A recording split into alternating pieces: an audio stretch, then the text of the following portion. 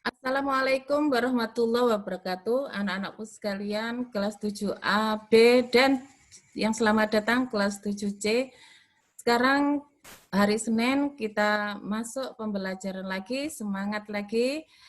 Untuk jam ketiga kita belajar tentang seni budaya. Baiklah, kita sudah masuk bab 2 sekarang ya. Nah, materinya tentang menggambar ragam hias.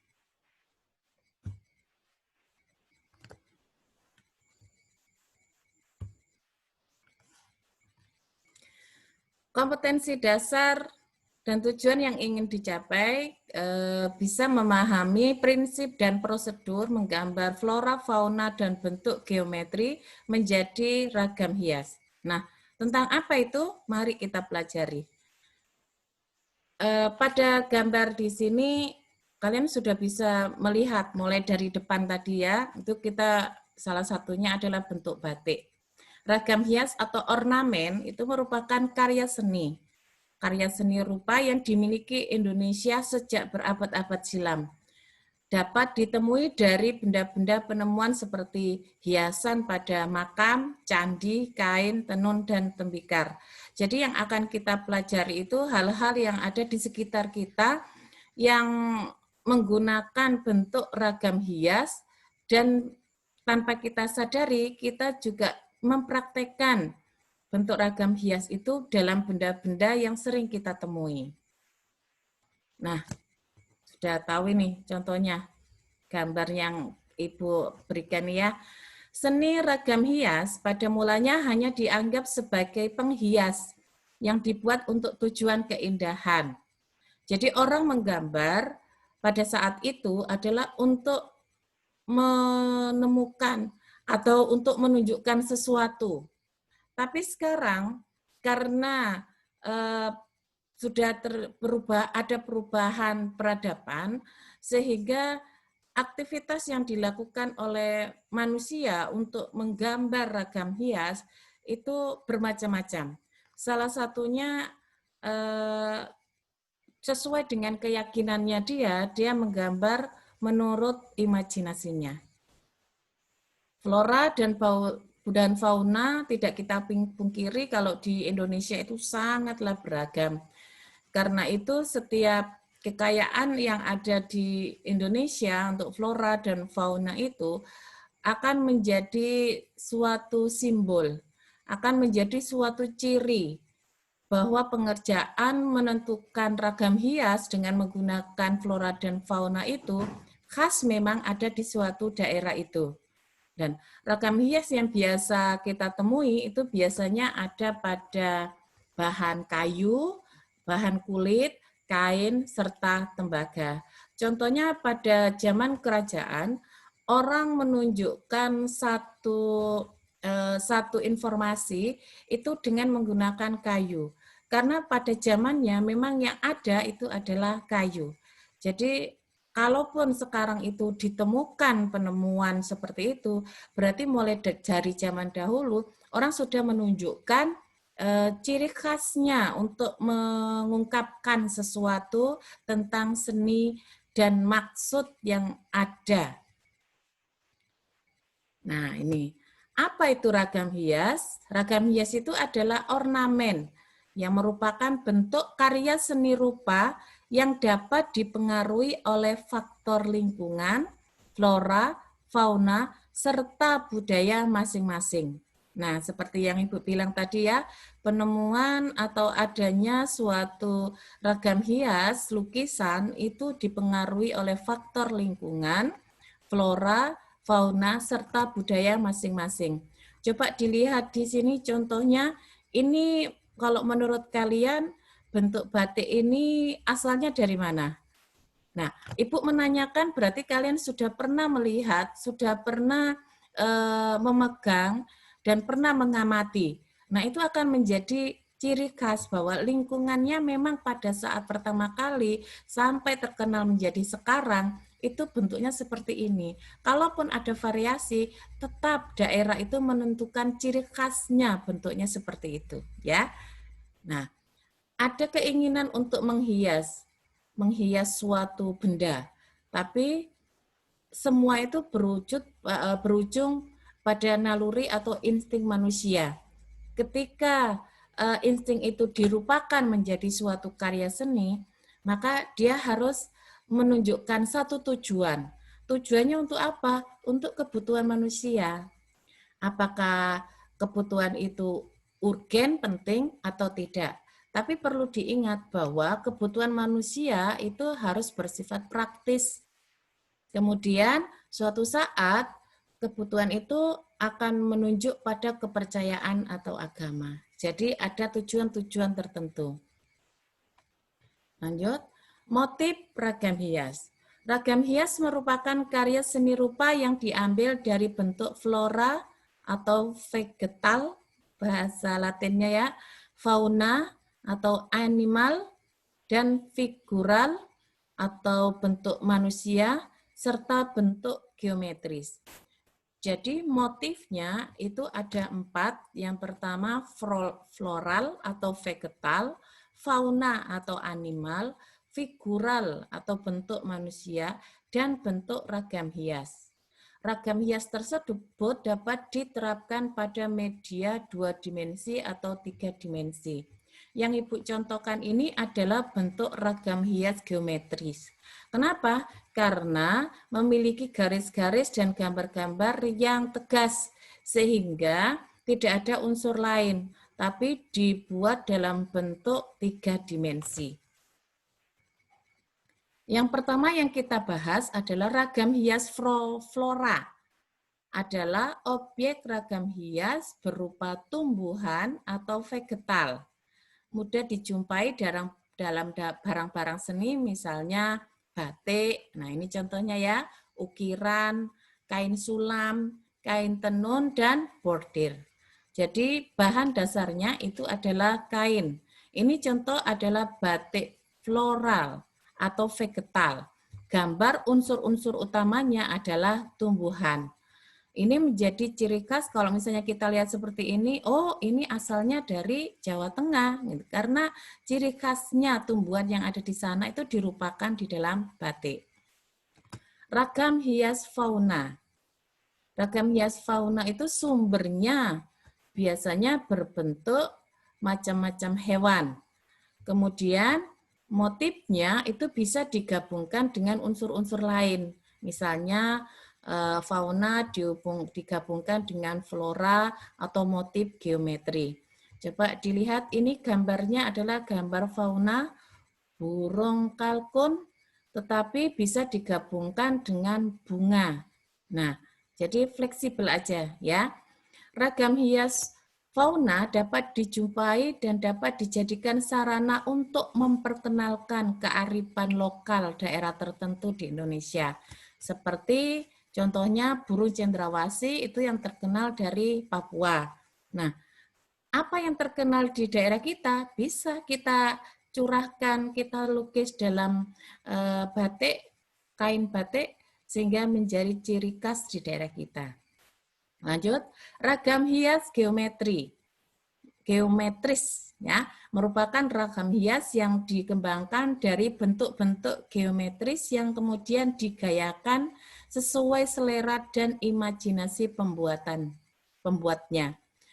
Jadi ragam hias geometris ini terkesan kaku. Tetapi kalau sudah disajikan dalam bentuk ragam hias dan dikonsumsi oleh orang banyak, dikomersilkan, maka ada ornamen-ornamen yang memperhalus sehingga bentuk geometrisnya terlihat jelas namun lebih beragam. Ini adalah contoh bentuk ragam hias geometris. Terkesan bentuknya seperti bangun layang-layang, tapi ada ornamen-ornamen lain yang mendukung gambar tersebut sehingga lebih tampak hidup. Ragam hias ini biasa dijumpai di Jawa, Sumatera, Kalimantan, Sulawesi, dan Papua. Ragam hias figuratif. Figuratif berarti objeknya manusia ya. Ini tentang menggambarkan tentang sesuatu. Apa yang akan diperlihatkan kepada orang tentang ragam hias ini. Gitu. Ini adalah bentuk baju adat. Nah, berarti dia ingin menunjukkan pada acara apa baju adat ini ada di dalam batik. Nah, itu dia ingin memperkenalkan. Biasanya ragam hias seperti ini ada pada bahan tekstil maupun bahan kayu. Proses pembuatannya sangat rumit, tapi biasanya dilakukan dengan cara menggambar. Ragam hias figuratif itu juga bisa dirupakan dalam bentuk simbol. Simbol contohnya adalah topeng, kemudian wayang, itu berarti menunjukkan dari simbol itu konsepnya apa yang ingin apa yang ingin dia ungkapkan. Nah, ini adalah contoh ragam hias figuratif bentuk pewayangan. Ya, kesan apa yang ingin ditimbulkan itu. Lanjut, ini tentang pendidikan lingkungan hidup sama-sama dengan bab 2 ya, memelihara kebersihan lingkungan. Kompetensi dasarnya adalah mendeskripsikan pengertian sampah dan mengidentifikasi jenis sampah. Apa itu sampah? Sampah itu adalah bahan material yang sudah dibuang, tidak dipakai. Biasanya ada pada kegiatan pembuangan yang dilakukan pada kegiatan rumah tangga, perdagangan, industri, dan kegiatan pertanian. Sampah berasal dari kegiatan rumah tangga itu biasanya dikenal dengan dengan nama limbah munisipal yang tidak berbahaya. Ya, ini adalah contoh pembuangan limbah sampah dari kegiatan rumah tangga. Sampah adalah bahan sisa yang sudah tidak dibutuhkan lagi oleh manusia. Itu pengertian yang lain ya. Umumnya sampah itu bisa dibedakan menurut beberapa jenis. Ada yang menunjukkan sampah basah dan sampah kering. Sampah organik dan sampah anorganik itu menurut bahan dasarnya. Kalau dibedakan menurut asalnya, berarti asal pembuangan itu sampah rumah tangga, sampah industri, sampah rumah sakit, dan lain-lain.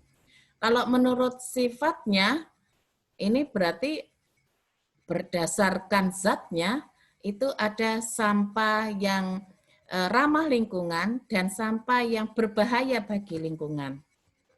Contoh sampah yang beracun ini biasa dikenal dengan sebutan B3 ya, karena limbahnya itu bisa meracuni lingkungan, manusia, hewan, dan tumbuhan.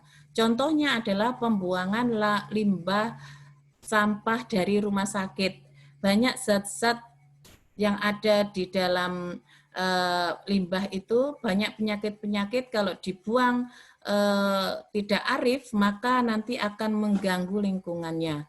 Yang kedua ini adalah sampah dari batu baterai. Ingat ya, buangnya harus sangat-sangat hati-hati. Yang ketiga adalah pembuangan sampah dari kegiatan industri. Biasanya kalau untuk menghemat biaya, maka para industriawan itu membuang sampahnya pada aliran sungai yang ada di sekitar pemukiman. Jenis-jenis sampah. Menurut Hidayatullah Andronafis, sampah itu dibedakan menjadi sampah organik yang bisa diolah, ya. Misalnya sisa sampah makanan, kemudian ada sampah anorganik yang sulit terurai dan harus membutuhkan penanganan lebih lanjut untuk mengolahnya, misalnya plastik dan styrofoam. Plastik ini susah diuraikan oleh makhluk hidup yang ada di tanah, sehingga untuk mengubah plastik ini supaya bisa tidak dibuang, maka biasanya ada bank sampah khusus mengolah plastik menjadi bulir-bulir plastik.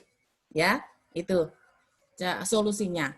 Yang ketiga adalah sampah B3 yang sangat beracun, yang sudah Ibu jelaskan tadi ya, beracun karena di dalamnya ada bahan-bahan kimia yang tidak cocok untuk makhluk hidup. Yang keempat adalah yang sampah yang sudah diolah secara biologis, contohnya adalah kompos. tidak hanya itu, sampah biologis ini bisa membantu perekonomian manusia. Pengolahan sampah sudah menjadi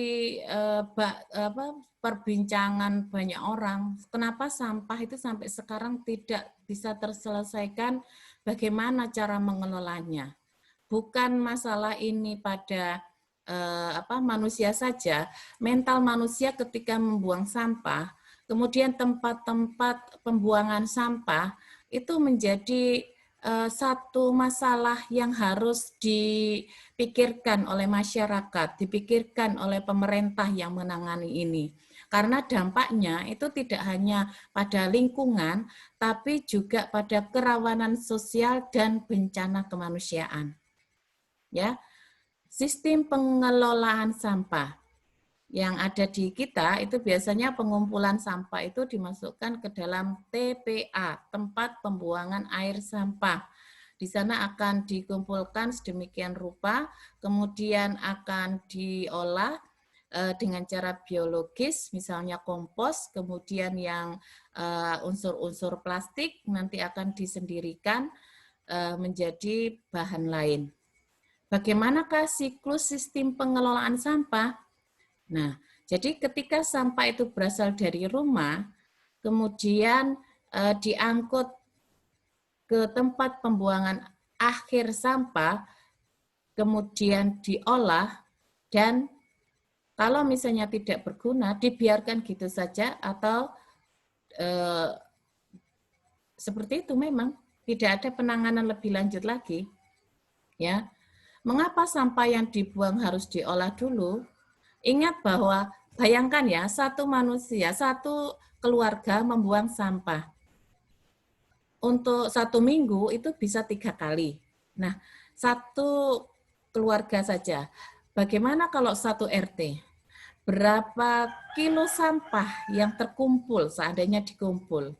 Berapa ton sampah dalam 1 bulan? Kalau di lingkungan itu dikumpulkan. Nah, karena sampah itu tidak bisa terolah sedemikian rupa, maka yang arif adalah kita bisa mengelola sampah.